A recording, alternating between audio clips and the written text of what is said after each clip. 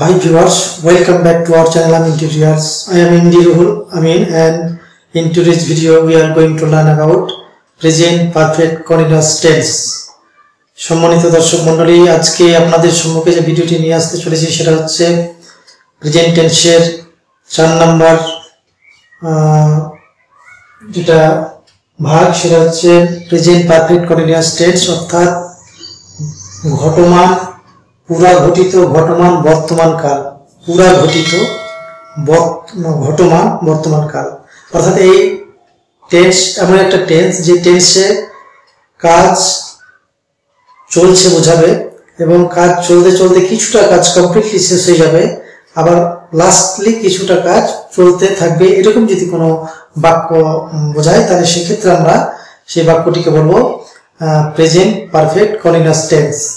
এরকম মানে টেন্সের একটা এক্সাম্পল দিই তাহলে বুঝতে পারবেন।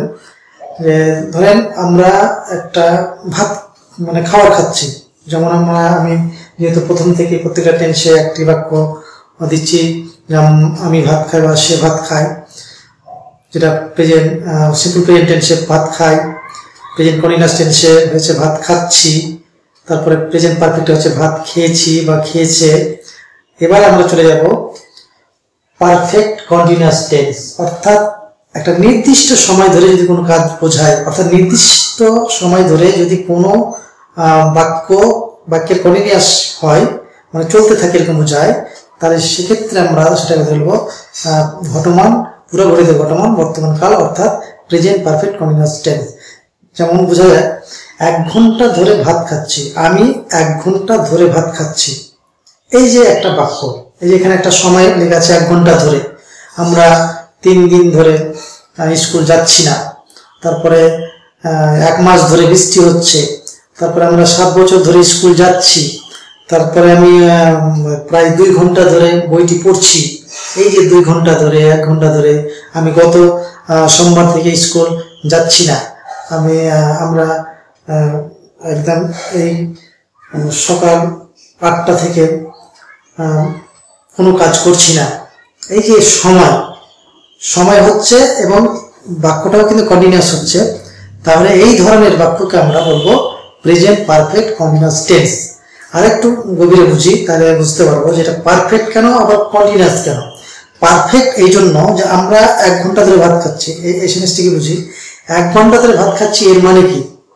1 ঘন্টা ধরে খাচ্ছি তার মানে এটাকে যদি আমরা মিনিটে ভাগ করে নিই তাহলে আমরা জানি 60 মিনিটে 1 ঘন্টা হয়। তো 60 মিনিটের মধ্যে 59 মিনিট খাওয়া হয়ে গেছে, আর 7 নম্বর যেটা মিনিট, যেটা লাস্টতম মিনিট ঘন্টা, সেটাতে কিন্তু আমরা মানে খাচ্ছি, চলছে খাওয়াটা। তো এই যে 59 মিনিট খাওয়া হয়ে গেছে, অর্থাৎ কাজ কমপ্লিট হয়ে গেছে, এই 59 মিনিটটাকে বলা হচ্ছে পারফেক্ট টেন্সে পড়ছে, যেহেতু কাজ কমপ্লিট হয়ে গেছে বোঝাচ্ছে। আমরা জানি কোনো ঘটনা যদি কমপ্লিট হয়ে যায় আর তার ফল বর্তমান থাকে তাহলে সেটাকে আমরা বলবো পারফেক্ট টেন্স। এই বাক্যটিতে আমরা বলছি যে 1 ঘন্টা ধরে ভাত খাচ্ছি, তার মানে 59 সেকেন্ড খাওয়া হয়ে গেছে আর 60 নম্বর সেকেন্ড আমরা খাচ্ছি, অর্থাৎ পারফেক্টও আছে আবার কন্টিনিউয়াসও হচ্ছে। এই যে দুটো আছে বলে এই টেন্সটিকে বলা হচ্ছে পারফেক্ট কন্টিনিউয়াস টেন্স। আমরা 5 বছর ধরে স্কুল যাচ্ছি, এর মানে কি 4 বছর স্কুল যাওয়া হয়ে গেছে, 5 নম্বর বছরটিতে আমরা স্কুলে যাচ্ছি, তাহলে এখানে কন্টিনিউয়াসও হচ্ছে আবার পুরা ঘটিত মানে কাজ ঘটে গেছে, কমপ্লিট হয়ে গেছে, এটাও বোঝাচ্ছে। অর্থাৎ 5 বছর ধরে আমরা স্কুল যাচ্ছি, এটা হচ্ছে প্রেজেন্ট পারফেক্ট কন্টিনিউয়াস টেন্স। এখানে পারফেক্টও আছে আবার কন্টিনিউয়াস আছে। তো আশা করি বন্ধুরা আপনারা বুঝতে পেরেছেন যে পারফেক্ট কন্টিনিউয়াস টেন্স এই টেন্সটিকে কেন বলা হচ্ছে। অর্থাৎ এই টেন্সটি আমরা যদি দেখতে যাই তাহলে এই টেন্সটিতে আমরা দুটো গঠন দেখতে পাবো। কি কি? পারফেক্ট, যেহেতু পারফেক্ট টেন্স আছে তাহলে পারফেক্ট টেন্সের আমরা এখানে অক্সিলারি ভার্ব পাবো, আর পারফেক্ট টেন্সের আমরা যে মূল ভাবে 3 নম্বর ফর্ম থাকে এখানে এই বাক্য আমরা পাবো, আবার কন্টিনিউয়াস টেন্সের মূল ভাবে 4 নম্বর ফর্ম থাকে এই বাক্যটিতে আমরা পাবো। আর কি একটা নতুন জিনিস পাবো, এখানে কিন্তু অবজেক্টের পর একটা ফর বা সিন্স বসবে। এই ফর কোনো বাক্যে বসবে ফর, কোনো বাক্যে বসবে সিন্স, এটা কিন্তু আমি এখানে বুঝিয়ে দেবো। তো ফর সিন্স একটু বুঝিয়ে দিই তাহলে সুবিধা হবে। যে ফর তখনই বসবে যখন কোনো বাক্য যে সময়টা বোঝাবে সেই সময়টা যদি নির্দিষ্ট করে বুঝিয়ে দেয় তাহলে সেখানে বসবে সিন্স, আর যদি নির্দিষ্ট করে না বোঝায় তাহলে সেখানে বসবে ফর। যেমন আমি 3 বছর ধরে স্কুলে যাচ্ছি, তাহলে এই যে 3 বছর ধরে, কোন 3 বছর এটা কিন্তু উল্লেখ হচ্ছে না, এই গত 3 বছর না কোন 3 বছর এটা কিন্তু যেহেতু উল্লেখ আছে না, এখানে কিন্তু বসবে ফর 3 আওয়ার্স। কিন্তু যদি বলি যে গত 3 বছর ধরে পড়ছি, এই লাস্ট 3 ইয়ার্স থেকে পড়ছি, তাহলে এখানে কিন্তু বসবে সিন্স। অর্থাৎ গত কথাটা যদি আসে তাহলে সেই ক্ষেত্রে আমরা বসাবো সিন্স লাস্ট 3 ইয়ার্স। আমি গত সপ্তাহ থেকে পড়ছি, তাহলে এখানে বসবে সিন্স লাস্ট উইক। আমি গত 1 ঘন্টা ধরে পড়ছি, তাহলে সিন্স লাস্ট অ্যান আওয়ার, তাহলে এখানে সিন্স বসলো। আর যদি শুধু বলি আমি 1 ঘন্টা ধরে কাটছি, কোন ঘন্টা এটা বলা যাচ্ছে না, 1 ঘন্টা ধরে কাটছি, তাহলে এখানে বসে ফর অ্যান আওয়ার। আমরা 1 মাস থেকে কোথাও বেরাচ্ছি না, তাহলে এটা হচ্ছে 1 মাস ধরে, এই যে ধরে বোঝালে এখানে ফর। তাহলে আশা করি আপনারা বুঝতে পারলেন ফর কোথায় বসে আর সিন্স কোথায় বসে। সিন্স হচ্ছে লাস্ট বোঝাবে, লাস্ট, গত সপ্তাহ থেকে, গত মাস থেকে, গত বছর থেকে, এই গত দিন থেকে, এই যে গত কথাটা থাকবে লাস্ট। তো যেখানে লাস্ট হবে গত, সেখানে কিন্তু আমরা সিন্স বসাবো। আর লাস্ট কথাটা না থাকলে, গত কথাটা যদি না থাকে, কোনো মানে দিন নির্দিষ্ট করে না বুঝিয়ে দেয়, তাহলে সেখানে বসাবো ফর। তো যাই হোক, এবার আমরা শুরু করতে যাচ্ছি যে এই যে প্রেজেন্ট পারফেক্ট কন্টিনিউয়াস টেন্স। অন্যান্য টেন্স যেমন আমরা দেখলাম, প্রত্যেকটা টেন্সের বাক্যকে আমরা 4 রকম করে মানে ব্যবহার শিখেছি। এই বাক্যটিতেও কিন্তু এই টেন্সটিতেও কিন্তু আমরা দেখবো 4 রকমের বাক্য আমরা দেখতে পাবো। একটা হচ্ছে হ্যাঁবাচক বাক্য, নাবাচক বাক্য, প্রশ্ন প্লাস হ্যাঁবাচক বাক্য, প্রশ্ন প্লাস নাবাচক বাক্য। এই 4টা বাক্য আমরা শিখে ফেলবো, তাহলে প্রেজেন্ট পারফেক্ট কন্টিনিউয়াস টেন্সে মানে আর মধ্যে আর কোনো দুর্বলতা থাকবে না। এই দুর্বলতা কাটিয়ে ওঠার জন্য আমাদের 4টি বাক্য শিখতে হবে। আর এই 4টি বাক্যের ফর্মুলা এখানে কিন্তু আমি দিয়ে দিয়েছি, এবং এই ফর্মুলা অনুসারে আমরা এবার এক্সাম্পল দিয়ে বুঝাবো, তাহলে আশা করি বুঝতে পারবেন।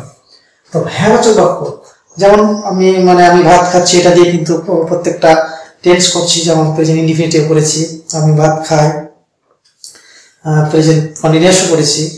একটি বাক্য দিয়ে করার সুবিধা হচ্ছে কি, যে একটি বাক্য যখন আমি শিখে নেবো একই রকম, তখন অন্যান্য বাক্যগুলো সেম ভাবে করতে থাকবো, তাহলে বুঝতে আমাদের সুবিধা হবে। তো যাই হোক, হ্যাঁবাচক বাক্যে এই যে আমি ভাত খাচ্ছি, এটাকে আমি যদি সময় লাগিয়ে দিই, অর্থাৎ প্রেজেন্ট কন্টিনিউয়াস টেন্সে যদি আমি সময় লাগিয়ে দিই, তাহলে সেই টেন্সটাই কিন্তু হয়ে যাবে প্রেজেন্ট পারফেক্ট কন্টিনিউয়াস টেন্স। তাহলে আমি ভাত খাচ্ছি বা সে ভাত খাচ্ছে, রহিম ভাত খাচ্ছে, এটাই এক্সাম্পল দিই। রহিম 1 ঘন্টা ধরে ভাত খাচ্ছে,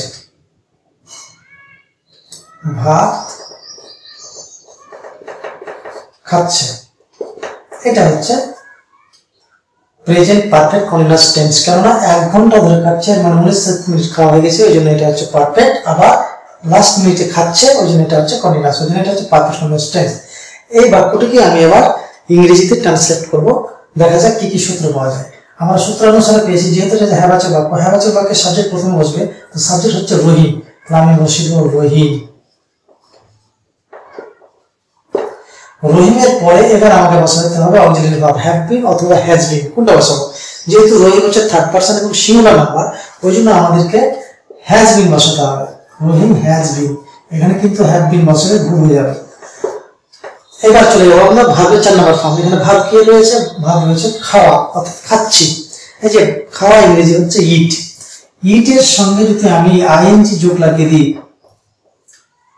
তাহলে এটা 4 নম্বর ফর্ম হয়ে যাবে। অর্থাৎ যে কোনো ভার্বের বেস ফর্মের সঙ্গে যদি আমরা আইএনজি লাগিয়ে দিই, তাহলে সেটা 4 নম্বর ফর্ম, অর্থাৎ প্রেজেন্ট পার্টিসিপল হয়ে যায়। তো এখানে ইটিং হয়ে গেল, তাহলে রহিম হ্যাজ বিন ইটিং। কি ইটিং কি খাচ্ছে? না, তো ভাত খাচ্ছে, তাহলে এটা হচ্ছে রাইস, এটা হচ্ছে অবজেক্ট, রাইস বসিলাম। এই যে রহিম ভাত খাচ্ছে, এবার কি বসাবো? 1 ঘন্টা ধরে। এখানে 1 ঘন্টা বলতে কোন ঘন্টা নির্দিষ্ট করে বোঝানো নেই, এই জন্য আমাদেরকে বসাতে হবে ফর। তারপর হচ্ছে আদার্স, এখানে যেটা হচ্ছে 1 ঘন্টা, অর্থাৎ an hour। এখানে কিন্তু 1 hour নয়, an hour লিখতে হবে। an hour মানে 1 ঘন্টা, and মানে 1 ঘন্টা। টেক্সট আমার গঠিত হয়ে গেল, Rahim has been eating rice for an hour. এটাই হচ্ছে প্রেজেন্ট পারফেক্ট কন্টিনিউয়াস টেন্সের হ্যাঁবাচক বাক্য। এবার চলে যাব আমরা 2 নম্বর, সেটা হচ্ছে নাবাচক বাক্য। নাবাচক করতে গেলে আমাদেরকে জানতে হবে যে অক্সিলারি ভার্বের পর আমরা এর আগে জানিছি অক্সিলারি ভার্বের পর নট বসালে হ্যাঁবাচক বাক্য নাবাচক হয়ে যায়, নেগেটিভ হয়ে যায়। তো এখানে দেখতে পাচ্ছি Ram has been eating rice for an hour, এখানে কিন্তু হ্যাজ বিন আছে, নট কোথায় বসাবো? এখানে আমরা যদি কোনো জায়গায় যদি দেখি যে আমরা দুটি অক্সিলারি ভার্ব রয়েছে, এরকম যদি কোনো জায়গায় দেখতে পাই, তাহলে প্রথম যেটা অক্সিলারি ভার্ব আছে বা প্রথম অক্সিলারি ভার্ব প্রথমটার পরে কিন্তু নট বসাতে হবে, তাহলে কিন্তু বাক্যটা হয়ে যাবে। তাহলে এখানে আমি নট বসাবো, রহিম হ্যাজ নট, এই জায়গাতে যদি নট বসিয়ে দিই তাহলে এই পুরো বাক্যটা নেগেটিভ হয়ে যাবে। তাহলে এই বাক্যটাই বসিয়ে দিই। তাহলে আমি এখানে লিখে দিই, বাংলা বাক্যটা গঠন করি, রহিম 1 ঘন্টা ধরে ভাত খাচ্ছে না। তাহলে রহিম হ্যাজ, রহিম পাবো, তারপরে হ্যাভ হ্যাজ এর মধ্যে একটা বসাবো, রহিম যেহেতু থার্ড পারসন এবং সিঙ্গুলার নাম্বার ওই জন্য এখানে হ্যাজ বসাবো। হ্যাজ বসার পর নট, তারপরে বিন আছে, বিন বসিব, তারপরে ভার্বের 4 নম্বর ফর্ম ইটিং, ভার্ব হচ্ছে ইট, ইটের সঙ্গে আইএনজি লাগিয়ে দিই, সেটা 4 নম্বর ফর্ম হয়ে যাবে ইটিং। রাইস যেহেতু কোনো নির্দিষ্ট সময় ধরে বোঝাচ্ছে না, হ্যাঁ, ওই জন্য এটাকে ফর বসাবো, ফর আদার্স হচ্ছে অ্যান আওয়ার। তাহলে এই হলো Rahim has not been eating rice for an hour, এই হচ্ছে প্রেজেন্ট পারফেক্ট কন্টিনিউয়াস টেন্সের নাবাচক বাক্য। এবার চলে যাবো প্রশ্নবোধক বাক্যে। তাহলে আমরা আবার প্রথম বাক্যটাতে চলে যাই, হ্যাঁবাচক বাক্য, Rahim has been eating rice for an hour. এই বাক্যটা থেকে শুধু অক্সিলারি ভার্বটাকে যদি আমি সাবজেক্টের আগে নিয়ে চলে আসি তাহলে কিন্তু প্রশ্ন প্লাস হ্যাঁ হয়ে যাবে। কারণ এর আগে আমি মানে শিখিয়েছি যে কোনো বাক্যকে যদি আমি প্রশ্নবোধক করতে চাই তাহলে সেই বাক্যের মধ্যস্থিত অক্সিলারি ভার্বকে সাবজেক্টের আগে নিয়ে চলে আসতে হবে, তাহলে সেটা কিন্তু প্রশ্নবোধক বাক্য হয়ে যাবে। যেহেতু এখানে অক্সিলারি ভার্ব হচ্ছে হ্যাজ, রহিম হ্যাজ বিন, তাহলে হ্যাজটা হচ্ছে অক্সিলারি ভার্ব, হ্যাজকে আমি প্রথমে নিয়ে চলে আসবো, তাহলে কিন্তু আমার সূত্রানো মিলে যাবে। তো তার আগে আমি বাংলা বাক্যটা লিখে দিই, প্রশ্ন প্লাস হ্যাঁ কিরকম হবে বাক্যটা হবে, রহিম কি 1 ঘন্টা ধরে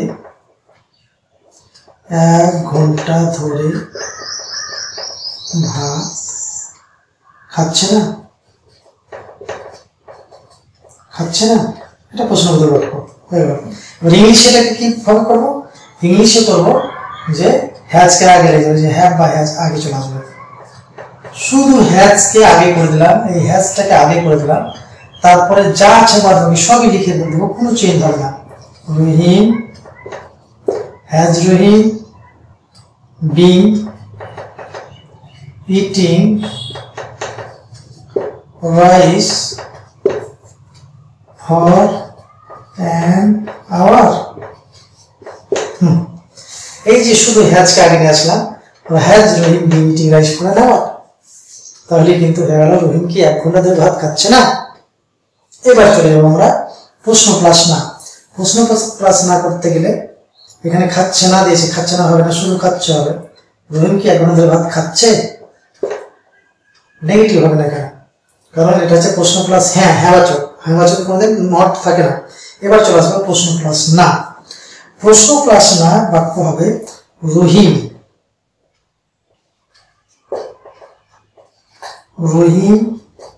কি 1 ঘন্টা ধরে ভাত, এবার হবে খাচ্ছে না। তাহলে না মানে নেগেটিভ, একটা নট বসাতে হবে। তো নট যদি আমি দেখি যে এই যে দ্বিতীয় নম্বর যেটা আছে নাবাচক বাক্য, নাবাচক পেয়েছি Rahim has not been eating rice for an hour. এই বাক্যটা থেকে আমি শুধু এই হ্যাজটাকে যদি বাক্যের সাবজেক্ট আগে নিয়ে চলে আসি আর পুরো বাক্যটা রেখে দিই, তাহলে কিন্তু এটা প্রশ্ন প্লাস নাবাচক বাক্য হয়ে যাবে। যেমন has Rahim not been eating rice for an hour. Rahim কি 1 ঘন্টা ধরে ভাত খাচ্ছে না, অর্থাৎ has Rahim not been eating rice for an hour. তাহলে আশা করি আপনারা বুঝতে পেরেছেন। ফর্মুলার সঙ্গে আমরা মিলিয়ে দিয়ে দেখি কি হচ্ছে। প্রথমে হ্যাড এবং হ্যাজ বুঝেছে, তারপরে সাবজেক্ট রহিম, তারপরে নট, তারপরে বিং, তারপরে ভার্বের 4 নম্বর ফর্ম, তারপরে অবজেক্ট, তারপরে ফর, তারপরে আদার্স। একদম ফর্মুলার সঙ্গে কিন্তু মিলে যাচ্ছে। তাহলে বাক্যটি সঠিক। তো ডিয়ার ভিউয়ার্স, আশা করি আপনারা ভিডিওটি বুঝতে পেরেছেন। যারা ভিডিওটি একবার দেখে না বুঝতে পারবেন, ওরা বারবার আপনাকে রিকোয়েস্ট করবো যে বারবার দেখবেন ওরা থেকে। এবং যদি কোনো রকম প্রশ্ন থেকে থাকে এই ধরনের টেন্সে, তাহলে আপনারা অবশ্যই জানাবেন, লিখবেন। হ্যাঁ, আর ভিডিওটিকে লাইক করবেন আর শেয়ার করবেন বেশি বেশি করে। আর যারা এখনো আমার ভিডিওটিকে সাবস্ক্রাইব করেননি, আপনারা সাবস্ক্রাইব করবেন, যাতে পরবর্তী ভিডিও আপনার কাছে খুব তাড়াতাড়ি পৌঁছে যায়। আমি পরবর্তী ভিডিও এবার করতে যাব। এই যে একে একে আমি আলোচনা করলাম প্রেজেন্ট ইনডিফিনিট টেন্স, তারপর প্রেজেন্ট কন্টিনিউয়াস টেন্স, একটা একটা করে ভিডিও করলাম। এবার যেটা ভিডিও করতে যাব, প্রেজেন্ট টেন্সের পুরো মানে সব কটাই একসঙ্গে কিন্তু একটা ভিডিওতে দিব।